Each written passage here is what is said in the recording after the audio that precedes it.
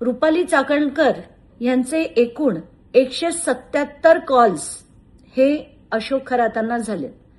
एवढंच नाही तर त्यांची बहीण प्रतिभा चाकणकर, 2 दिवस झाले आपण त्यांच्याबद्दलही बरंचसं ऐकतोय, त्यांचे 236 कॉल्स हे अशोक खरातांना झाले.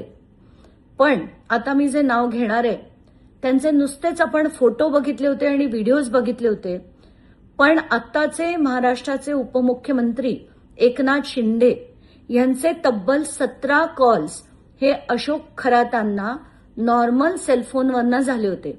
आता व्हॉट्सअप किती झाले आणि इतर किती झाले मला माहित नाही, पण 17 कॉलपैकी 10 इनकमिंग आणि 7 आउटगोईंग कॉल्स होते, ज्याच्यात सगळ्यात जास्त वेळ हे 21 मिनिटं यांच्यात संभाषण झालं.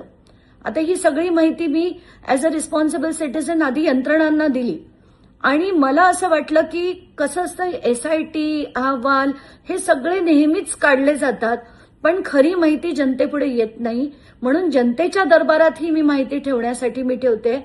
मला याच्यात दुसरा माझा काहीही हेतू नाही की याच्यात सगळ्यात जास्त वेळ कोण बोललं. आता ते जे सीडीआर आलं त्याच्यात अमुक अमुक मॅपिंग असते, समरी असते, मॅक्सिमम ड्युरेशन म्हणजे सगळ्यात जास्त वेळ कोण बोललं याची देखील माहिती असते. तर आत्ताच्या घटनेला पहिलं नाव आहे तृप्ती खरातांचं, जे आपण समजू शकतो की बाबा कुटुंबातल्या लोकांशी जास्त बोलणं होत असेल.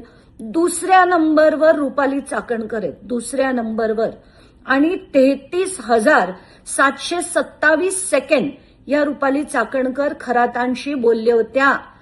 तर मला तेच वाटतंय की आत्ताच्या घटनेला यांना अटक होऊन यांची पूर्ण चौकशी, पहिलं तर यांच्यावर FIR झाला पाहिजे, यांना अटक झाली पाहिजे आणि यांच्यावर चौकशीनंतर कारवाई झाली पाहिजे.